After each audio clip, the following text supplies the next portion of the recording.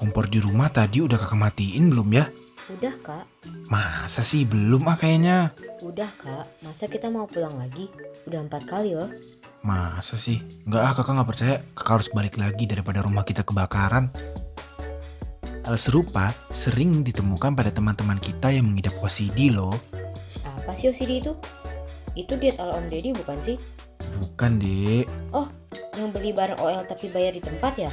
bukan juga. Itu COD. Halo Sobat Helmet, hari ini kita akan membahas tentang Obsessive Compulsive Disorder.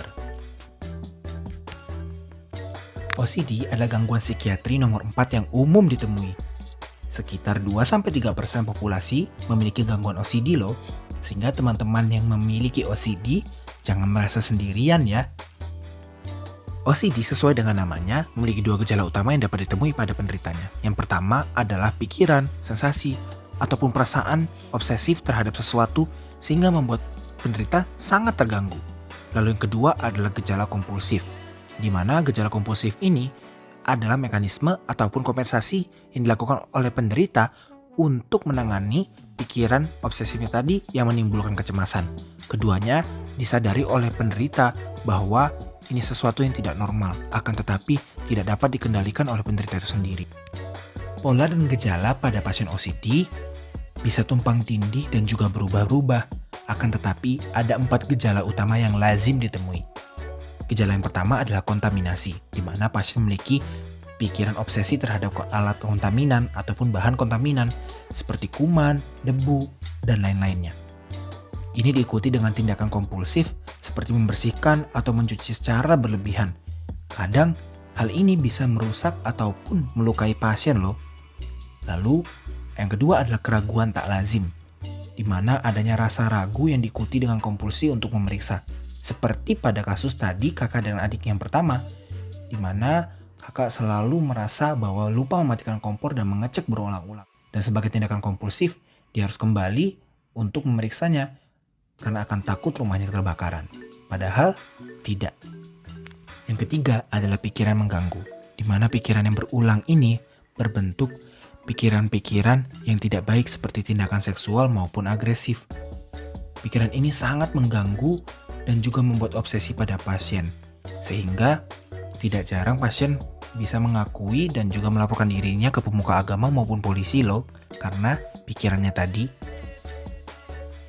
Lalu kita bertanya, apa sih penyebab OCD?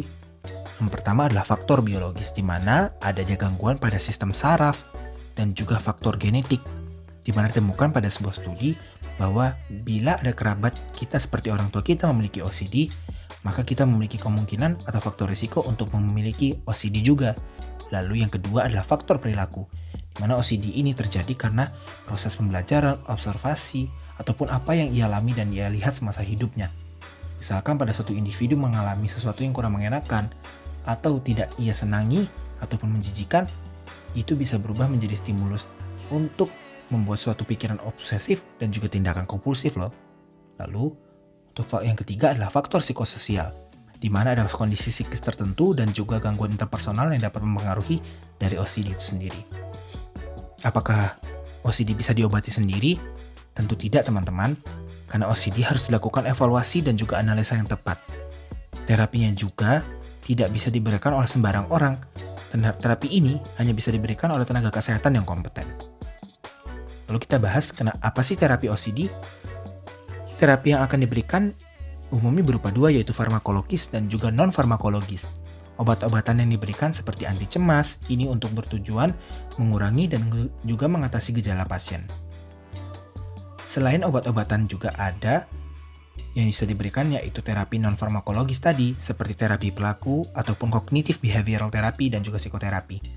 Lalu kedua jenis pengobatan ini juga sama efektifnya dalam membantu memperbaiki kondisi penderitanya, sehingga tidak jarang dibutuhkan kombinasi dari obat-obatan dan juga terapi. Lalu kapan sih kita harus ke dokter? Tentunya OCD ini sangat mengganggu pola pikir dan juga hingga bisa menurunkan kualitas hidup bagi para penderitanya. Sehingga bila sudah mengalami gejala, segera periksakan diri ke dokter, psikiater, psikolog, ataupun tenaga medis yang memiliki kompetensinya ya. Berikut adalah sumber-sumber bila teman-teman ingin membaca jauh lebih lanjut tentang apa itu OCD, mulai dari gejalanya hingga terapinya. Sekian dari saya, terima kasih Sobat-Sobat Telmed. Jangan lupa ya untuk like, share, dan ikuti akun kami. Semoga bermanfaat.